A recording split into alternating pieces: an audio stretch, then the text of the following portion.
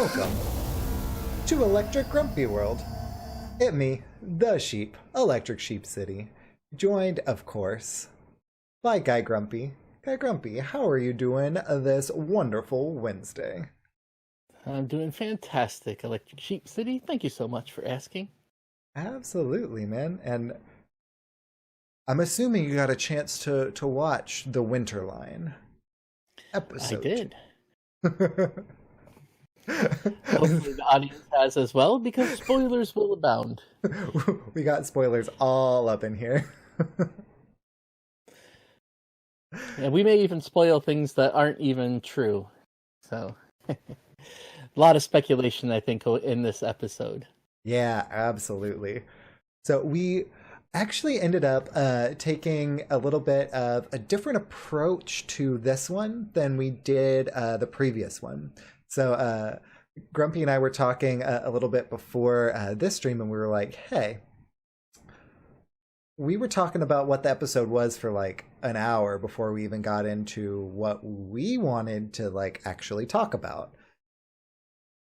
And we're assuming that y'all probably seen the show, or at the very least, a more broad synopsis would probably be appropriate in general. So we would basically just give a more basic assessment and then dive into some more of our theories and some more of our kind of takes on some of the things that we'll be covering.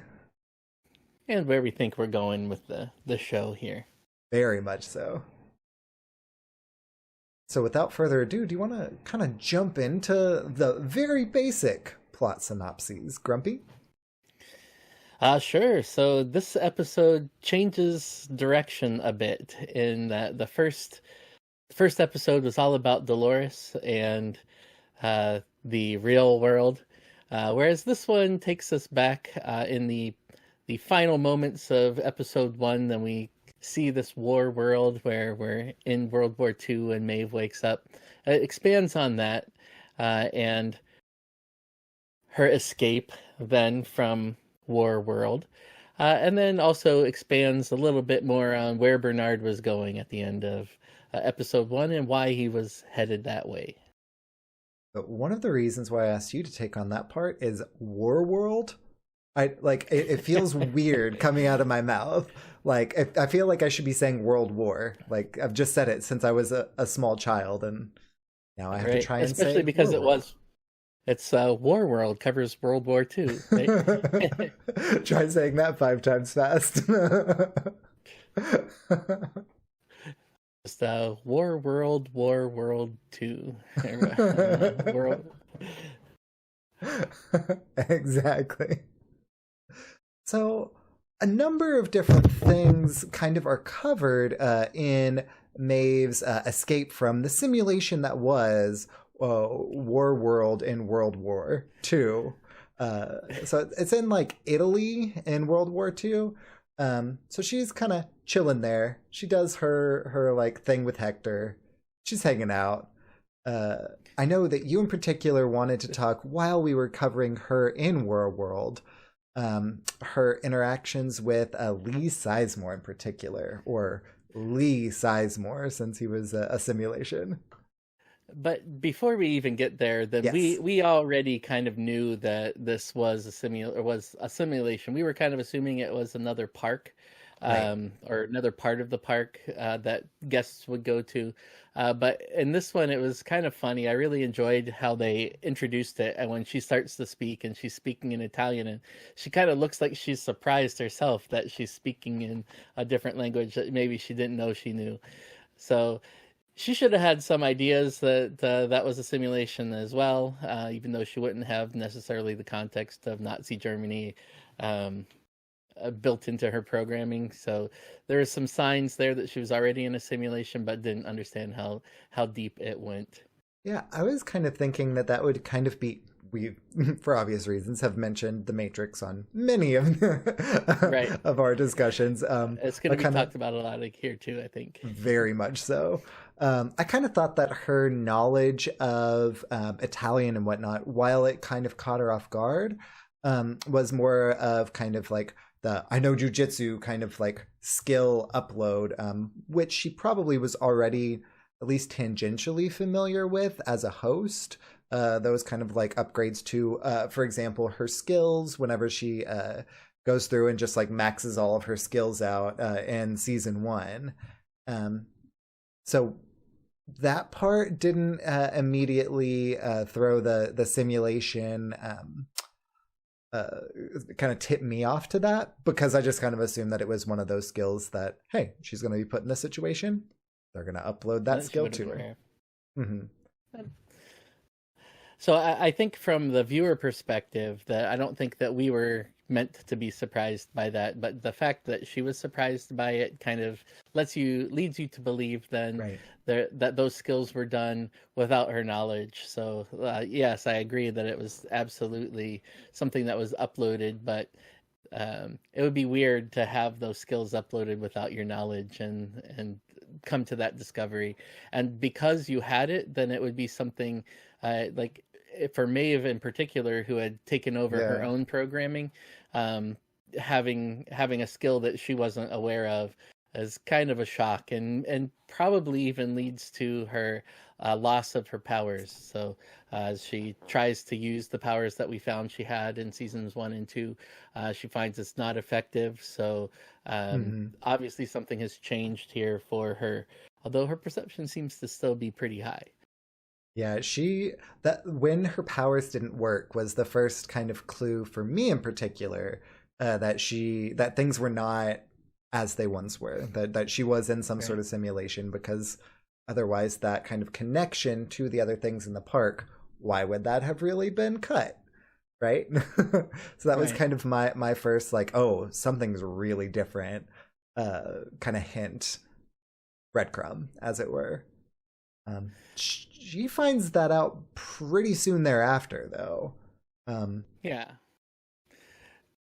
So during the escape, she thinks she's escaping the park with Hector, but instead finds out she's in a simulation then, because Hector is going by a different name and calls her Isabella instead. So that's when she puts the pieces together, mhm. that things aren't as they seem.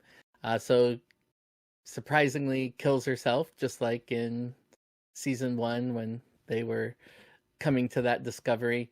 Mhm. And she wanted to obviously get back to the Mesa and wreak havoc there again, maybe meet up with some old friends. And so she does. She does what she knows should work, and finds out, and ends up back in the Black Mesa facility, or not Black Mesa, but the Mesa facility, and then learns that too is a simulation. Mhm. Through an interesting way, I thought, of storytelling. That first there's Felix and Sylvester who don't recognize her, and um, that kind of puts some questions like, are they just pretending like they don't know because they're scared now because of what transpired in season 2 in particular, Right. or do they really not recognize her? But then when she finds Lee, um, I guess Lee was found in War World, but when she finds Lee at uh, the Mesa facility and ends up kissing him, that's really when she puts it together that it's not real. And that harkens actually back to Future World, and like one of the very few things that I remember about Future World was that the guests in the park there would test the hosts by kissing them, and that was how they were able to determine if they were hosts or guests. So it's Oh, kind of interesting. an interesting callback, and that's when she becomes aware, even though she's a host herself. You can obviously tell the difference between a real person and a host. So, That's really cool. I did not know that about Future World, because, like I've unfortunately copped to in the past, I've not seen the classic Westworld or its sequel. there's also another TV show, believe it or not, from back in the day, like Whoa, late 70s, early 80s. So more things to check out. that's really cool. So, once she finds out that this Lee is definitely not the real Lee.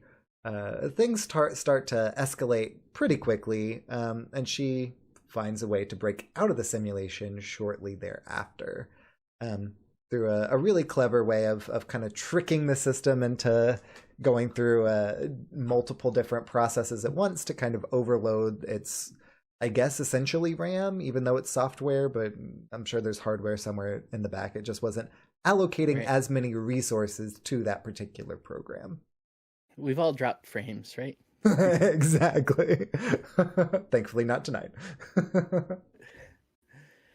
So another interesting point, though, before she finds the answer, is that Lee is obviously different because he Yes. has this obsession with her, and so that's the other part that adds up to this. He's not real, which Hmm. then leads to this place also isn't real, and this escape then isn't real.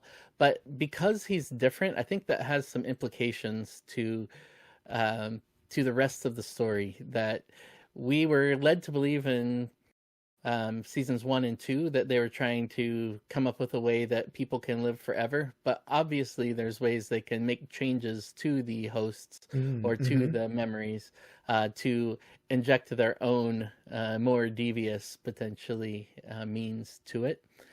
So when you look at the overall storyline for season 3, I think we're going to see more of that. This is also the second episode in a row now that they've called out the simulation within a simulation as a Very much possibility. so. So, um, so when we look at that, Dolores and Charlotte and Bernard may not be who they think they are, even.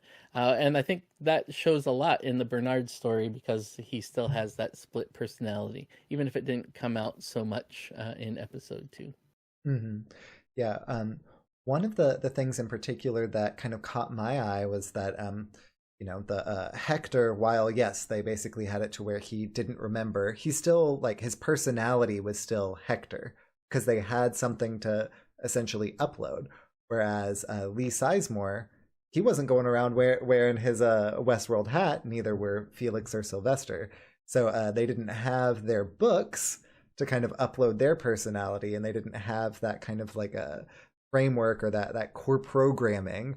So they essentially, particularly with Lee, had to decide what his core programming was. And of course, Maeve immediately realizes, hey, this isn't him, because while they think that his big driving force was his obsession with her, she knows that it's not. But that's kind of like their logical leap of faith that they take to basically decide, hey, this is why he did the thing. Whereas the people who she encountered, who did not have their personalities uploaded or downloaded, as it were, into the Forge or the data set or whatnot, they didn't have those to kind of crib from. And that's, I think, personally why she was able to kind of sniff that out, because of the people who they took their likeness. They knew they were there. They knew that they interacted with her, but they didn't know who they were. I see. So the emotional construct is theoretical, but Exactly.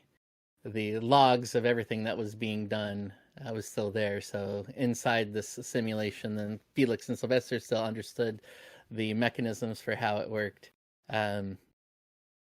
but maybe not the direct.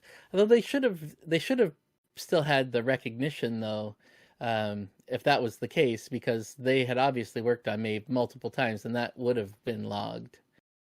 Very true, which I think is probably why they used them in particular, because if she came to consciousness right then she would recognize them and she would still see them.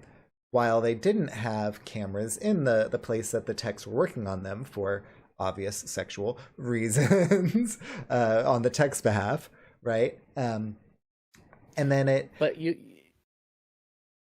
kind of leads me to believe that in the park itself, while yeah, they kind of had the overall view, that during the host uprising, that that at some point the hosts were able to turn off that kind of omniscient recording. So they knew that they were there, but they didn't know the extent of their interaction with them. It's at the very least what it seemed like, but obviously I don't have anything concrete. Just my inferences from particularly the way that they interacted with Maeve in this instant. Interesting. That makes a lot of sense. I was kind of seeing it as, because they have these imperfections, that this whole war world and Mesa world construct was made by the host, and possibly by the hosts that made it to the Forge. So there were faces that they recognized, maybe from drawings or from discussions, and maybe even Maeve herself is the author of this fantasy that she's living in, which is kind of where it gets a little too deep for me to really piece together. But I'm curious to see where that goes. It makes a lot more sense if they were able to turn off the logging by destroying the facility, and then that would definitely lead more toward the theory that we are in the real world in season 3, at least partially. And that's the theory that I subscribe to. And the things that I'm noticing are things that kind of more contribute to that. I'm never going to discount a theory about this show, though. I'm never going to be like, no, that's incorrect. I've watched the show long enough to know that would be folly. It's funny because you can watch it with a different perspective, and so that's one of the reasons I enjoy doing this show. Is you obviously watch it with the confirmation bias too, to say that this is actually the real world, and all of the press is kind of reading it the same way, whereas I'm looking at it with the confirmation bias that this is still just a simulation, and we're multiple levels of inception here. So everything can be made to fit. So it'll be interesting to see how the show really meant it, or if they'll even answer it, or if they'll leave it open-ended like in season 2. Yeah, I would not be surprised if they leave many things ambiguous, because it's more fun to speculate than anything else. I think one of the things that they've done a really good job, particularly this season, about is highlighting the different things that give you those kind of nuggets to speculate upon. Like in the first episode where they were like, everything's a simulation, and then this one they're like, we're in a simulation here. Like they give us those things, to those breadcrumbs to start going down those different paths. But they lead on many different paths, so it's like, which one do you particularly subscribe to? And that's what I think is really fun about the show. As long as they can keep it divergent, where you can have those discussions. At some point, then it could get a little too complicated. True. We're not there yet. We're not there yet. Absolutely not. So, once she is able, Maeve that is, to break out of the simulation, or at the very least a simulation within a simulation, if you subscribe to Grumpy's theory, then she meets Ingeron Serac, who was Liam's Liam's dad's friend, who they created the algorithm together. Sorry, you were going to say something? Yeah, I was just going to say, so she didn't really break out, just as a roundabout way of closing that loop. She's able to see the security cameras and get an understanding of how the system works, and finds out that this virtual world that they've been living in, it's not a park, has a Matrix-like towers where the pearls that we see from the previous season that were smuggled out of the park are kept all together, and then that's what is powering the people on the inside. So she finds that she has a robot break in and take it, and then the robot's shot down, and then suddenly we see her again. Correct. So she breaks out, kind of, asterisk. She breaks out. She doesn't then meet Sirach. Sirach then puts her into a host body to then meet her at that point. If you take everything at face value, he puts Right. her in a host body He in order to meet interacts with her, but Correct. now we know that that pearl can be input into a virtual world. It seems a Yes. lot more like going back to the Matrix when they bring Neo to the real world and then upload him to the box and have him try the jump, right? So Hmm. it it would seem to me that there would be no reason to take that risk, especially with weapons in uh, the scenario.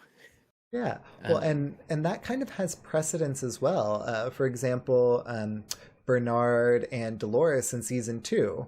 Bernard a couple of times goes into different simulations to meet with Ford, and then mhm. again he and Dolores go into the essentially library of the guests books, right? So they kind Right. of are Mhm. able to do that, and this is kind of a continuation of that, but a less perfect um, kind of construct, or the same perfectness of construct, but whereas before they knew that they were going into those simulations, this time they were trying to fool Maeve, and that clearly was unsuccessful. So whenever she does meet Ingaran Surak, um, he basically says, "Hey, we thought that you were this variable in our algorithm, but it wasn't you. It was Dolores. I want you to go and kill her." And she's like, I only really do my own thing. Like, people who try and tame me doesn't typically work out too well for them. And she starts to like shank him like through the eye. And he like throws this little kill switch. Not really kill switch, but uh, It's physical switch though. it is a physical switch, yeah. He flips the switch, and she just like pauses, like less than a foot away from putting the blade through his face. He's like, maybe I'll be able to persuade you that we're on the same side. Um, which I thought was kind of cool because he's basically um, not necessarily admitting, but uh, embracing that, hey, we are kind of more equals. Um, I, while yes, I was correct to be leery of you. Like, I know that you need to kind of be persuaded, and you're not just a tool that I can point in one direction. I just kind of have to earn that trust. So I thought that was kind of cool. Although that's a really harsh way to get somebody to trust you is to exert your control over them. And Valid. oddly, she had killed somebody by using that cyanide pill to the eye before, right? Or at Uh least huh. used it to escape. So stabbing people in the face with weird things uh, Kind of her MO might this be hurt. episode. But so the interesting thing when they met is that he says, "Welcome to my world," which kind of led me to think this is a world of his creation, right? That again, we're going back to, hey, you might have escaped from the simulation that you built for yourself, this little fantasy, but you're needed now, kind of Demolition Man, like you're needed now in my world because it's been invaded by these other forces, and maybe, or it could be that that simulation was a way to find out exactly what Maeve knew, and then realize that it was Dolores, and that Maeve is the one that might be able to stop her. She's the one, to use the Matrix terms, that needs to work with the architect to save Yeah. um, So all Sirach that exists. does say my world. However, he does at one point also say that it's the real world. Now, whether he's, mistaken in that or not, obviously is up to or lying to her, right? Is definitely up for debate. But he does also say the real world in that as well. Um, Not saying that that's indisputable fact, because he could be lying. He might not be or reliable, or or he he could might be not know, mistaken. Right. right? So he does say my And world, but he also does say the real world. okay, yeah, he says this is my world, the real world, right? Hmm. But the fact that he's recruiting her um, for a host invasion for lack of a better term. Uh, I don't know, kind of harkens back to um, some of the season one. Uh, hey, partner, you look like a strapping young man that could help us find these bandits. So, Follow this narrative. Yeah, it sure yes, does. exactly. So another person who we know from the get-go is out to stop Dolores is Bernard, who, funny thing, he's the other person whose story we're following. This one, I think Bernard's is a lot more kind of a, probably at the very least, of a straightforward narrative. There obviously are some different things that might kind of harken back or kind of be projecting forward. But by and large, his narrative, for lack of a better term, uh, this episode seems to be more on its face and kind of more straightforward. So when we last saw Bernard, last go round, last episode, he was on the boat to Westworld, kind of in that black market way of getting there. So he gets there and he finds Ashley Stubbs. Ashley Stubbs tried to kill himself by putting a gun into his neck. Oh, because he's trying to blow up the little explosive charge in the back of his neck because he's a host. You called it. Well, I thought they made it pretty clear in the last episode of last season that he was a host, because he recognized that Charlotte was as well, and still allowed her to leave. But he was leaving at that point too, so there were some inconsistencies here that I'm eager to see if they resolve, or if we just have to take it on face value. Like, Yeah, like maybe he was shuttling people back and forth. Like maybe he wasn't just like leaving. Question mark. Just the fact that there were park employees, and there's really a lot in this part of the story that I didn't understand and didn't make sense in context of the previous seasons. Like, nobody seemed to know that Bernard, for instance, was a host in the Mm-hmm. first season. Mm-hmm. In the second season, a few people did, but like the main leaders of the organization didn't. But Right. in this one, when they make their way back into Westworld, then they find a room full of Bernard clones. So whether they were making new ones and trying to get his mind back to be able to fix some of the problems that they've had, or whether they discovered that he was a host because there were some of these bodies. In my mind, that reinforces that the whole Mesa facility is a um, is made up by the hosts now. That there's a Mm. virtual world made by the hosts, because they would have identified Arnold and thus Bernard as someone that would help them, Mm-hmm. find what they're looking for in a simulation, find themselves, like we were led to believe the hosts were, or the guests were in season one when they went to Westworld. So they would be looking for putting his body together to give them the answers or help them along that path again.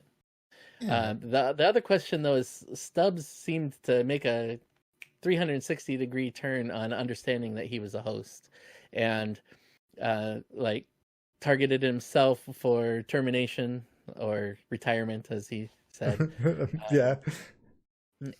and making that leap that this is my core programming was always just to protect you, which it seems like he's a little too aware of that um, Mm-hmm. in this episode, but we'll see. Yeah. So as far as the kind of Bernard, not clones, but different host bodies, I think that was kind of where Stubbs was at the very beginning, and maybe not everyone was aware of those. I can't completely recall. Um, that one may not have that because Stubbs clearly knew a lot more than he was letting on previously. Not only that Bernard was a host, but also that he was a host. Um, Right.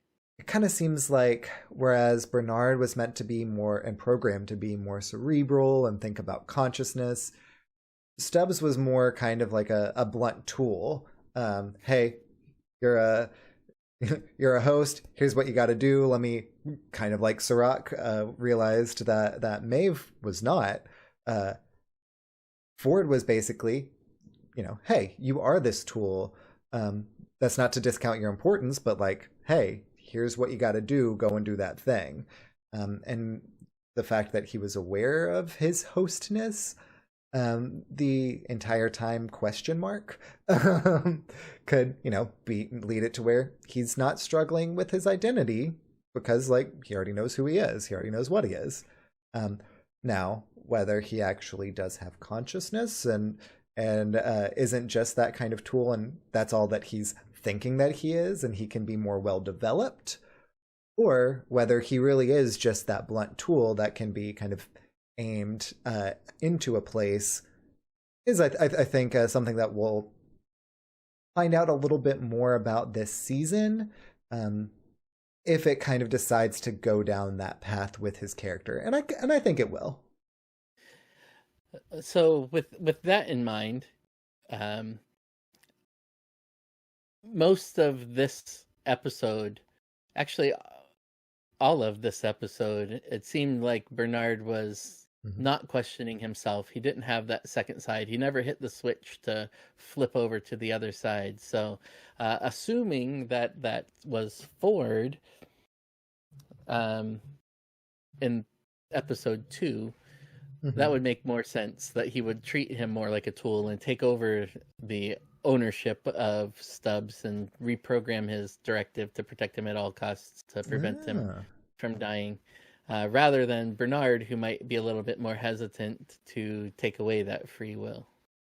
And to kind of but more hesitant to take over that free will, but also kind of more apprehensive about his actions. This episode's Bernard was very sure of himself. He was very confident. He knew what he needed to do. He be it to kind of deprogram or debug, do diagnostics on himself with this particular thing. He's like, hey, I'm here. Here's a thing I can do, rather than like, oh, am I? I have a question. Let me think about it before I start running queries. He did seem to be a lot more sure of himself. And before you mentioned it, I wasn't really thinking that may have been Ford. But like, whenever you mentioned it, it's like, yeah, this was a different side of Bernard. And that would make sense if it was actually Ford. Which kind of makes you question how they determine who gets control. They're sharing a host. And or how coupled those personalities are becoming. How merged they are, how merged they're becoming, and or if it's kind of more amorphous and sometimes they're more merged and sometimes they're more separate. Maybe that's not a thing. Maybe Ford's just kind of like taking control. I don't know. Well, so in episode 1, then it seemed very direct that they wanted to maintain separateness so that the memories of Bernard doing bad things didn't come back to him and make him confused and sad. So if there is more of a merger of the personalities here, that could lead to some really interesting things, especially because he is under the impression that he's there to stop Dolores when maybe he's actually there to unintentionally help her. Yeah, I think you're right. And one thing that I particularly thought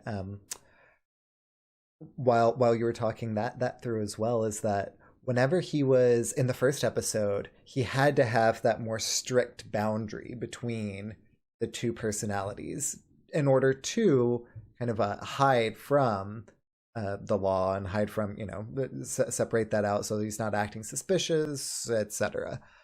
Whereas now, did he kind of remove that filter because he's like, well, I don't need that anymore. And now we're starting to see the personalities merge. That could be one way they're going down. That'd be kind of cool. Or was the trip to the boat and the trip back to Westworld really just being ingested back into uh, a simulation where you can have that confidence because it's not the real world, so the consequences don't really matter. Now, what is the real world in that particular theory?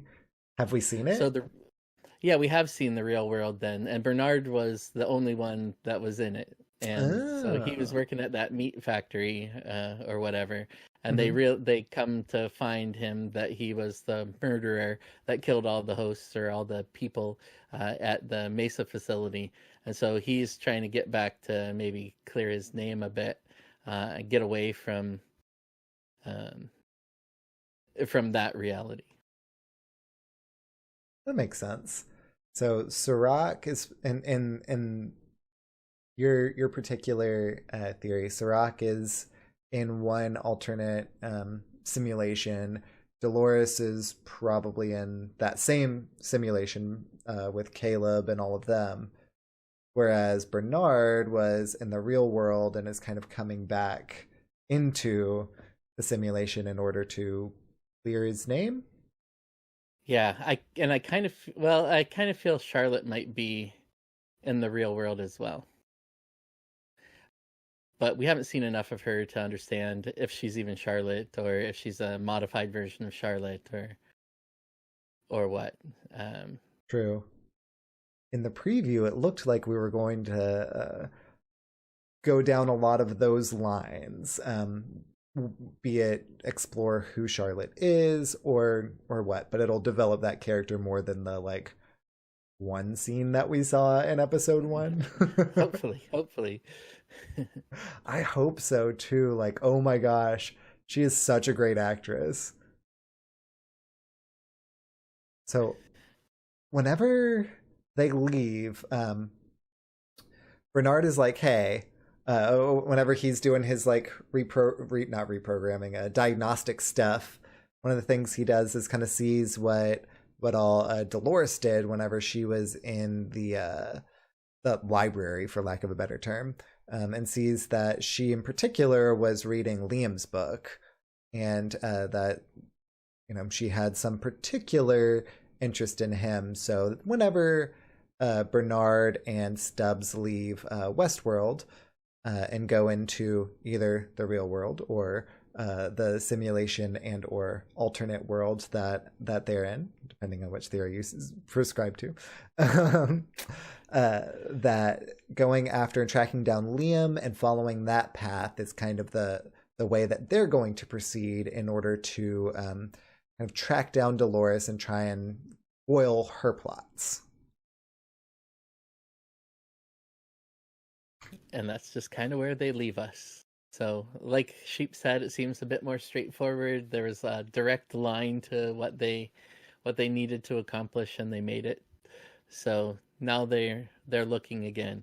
Now the interesting thing, since Liam is the son of Sirach's partner who created these algorithms, Mm-hmm. whenever we see something abnormal happen and they transition to a different scene, then we see this eclipse circle with a line circling around it saying that there's an anomaly that's been detected, and Mm-hmm. that's kind of leading me to believe that whenever we see that, that's the entrance point into this virtual world that we've started to uncover. So as those anomalies happen, then they're kind of like the alerts that the park was operating incorrectly, like when they had to go find the guy who bashed his head in with the rock in season Mm-hmm. one, um, or when the transmissions were sent in season one.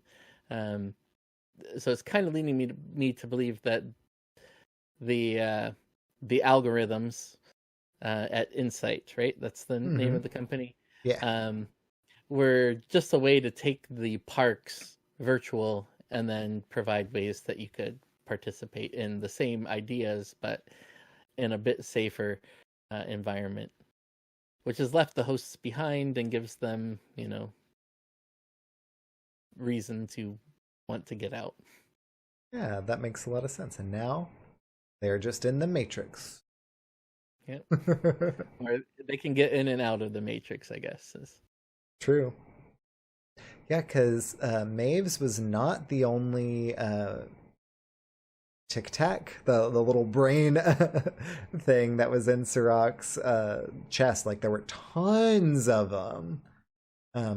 So she very clearly is not the only host that they're doing deprogramming on, or debugging, or trying to pump for information. There could be a whole lot of them, be they ones that they're kind of using in kind of more like a theme park style of thing of experience, or be it the way that they were trying to use Maeve, which was to pump her for information. And in this aspect, where the all of the hosts were uploaded to whenever Dolores shot them off into space, wherever she programmed that to. So I wonder who those other ones are, to be completely honest.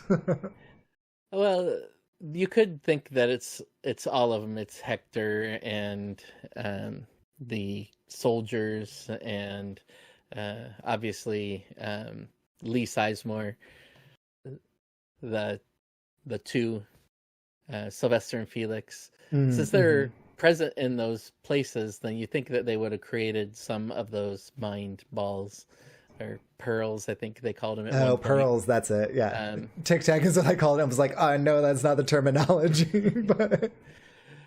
But yeah, there were definitely a lot, and I don't know if those are meant to be real people that either paid to go to the parks and store their data indefinitely, or if there are any that are completely virtual. Kind of makes you think that there are some that were 100% programmed because they got so confused by the orders in their pocket, right? That it overloaded the system, rather than having some kind of AI that would let them roll with it. Because you would think that they'd have a whole bunch of anomalies like that in the old Westworld that never broke down the people. I guess I shouldn't say never, because Peter Abernathy did, but right. Well, and for example, whenever Maeve stops everything, one of the things that whenever she stopped everything, except for Lee Sizemore, and at the very first he was frozen as well, she was like, "Oh, I thought I accounted for that." So it's like I wasn't sure at first. Whenever he wasn't frozen, I was like, "Oh, so is he?" I mean, clearly not the actual Lee Sizemore, but was he, another host type thing? But that it sounded like she programmed it so that he wouldn't get hung up. That part was a little interesting, and I liked what you were saying about that though, Grumpy, where you're like saying that be they that they may be like more programmed but hosts essentially, so all those are all the essentially extras and people in her story while they were trying to pump her for information, that rather than them just being kind of dots, lines of code, they were those contained in those pearls that they had the chests of. So that makes a lot of sense. I'm sure more will be revealed. Yeah, well. 6 more episodes. Yeah, we're already a quarter of the way through this season. What? Well, I can't wait till they go back to Westeros world and bring back the dragon. I feel like they are going to let it loose just to wreak some havoc. Like Harry Potter style? Yeah, exactly. That'd be tight. Yeah, it seems like if they went through all of the pains of making a, essentially Westeros like dragon model and whatnot, that they might use it for more than just like one scene. Well, didn't they say they were selling it to Jurassic Park or something like that. Oh yeah, they did. They did mention something like that. Oh, it's funny. Does HBO own Jurassic Park? I don't know. I don't know. Probably not. Trying to think. Jurassic Park was Universal, right? And HBO's owned by WB, I believe. Hmm. Yeah, so there's probably not too much More crossover conspiracy theories. there. Yeah. There are only like 5 companies, and these just so happen to belong to 2 different ones.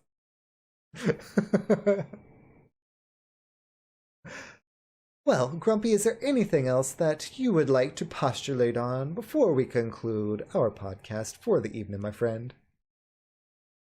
So it looks like we're going back to the other world this time for episode 3. I'm not sure if they're going to keep a story separate like this in the future, and then just finally merge for like the last 2 episodes and an epic conclusion. Mm-hmm. It didn't look like there's a whole lot of Maeve in the post credits feed, so it'll be interesting to see how we resolve this. I'm guessing Bernard is going to be the only constant for a little while. Yeah, I think so as well. It kind of looks like we'll be diving back into Future World, going through a bit more of Charlotte. Yeah, you got me saying it. Going through a little bit more of Charlotte or whoever may be in Charlotte's hosty body. And of course, Dolores and Caleb. They didn't show us any of Bernard, but I don't think they showed us any of Bernard going into episode 2 either, and he was pretty much the other half. Like, it was pretty much 50-50.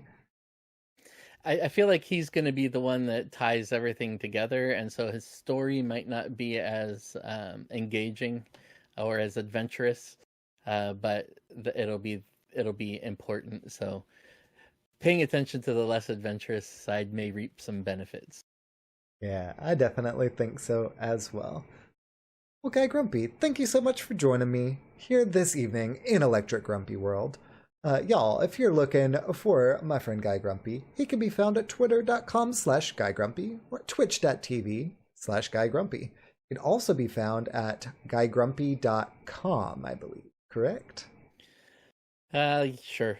Yes, haha, got him. That's just a link back to my Twitter and my Twitch, though, really. So, but still, it exists. It exists.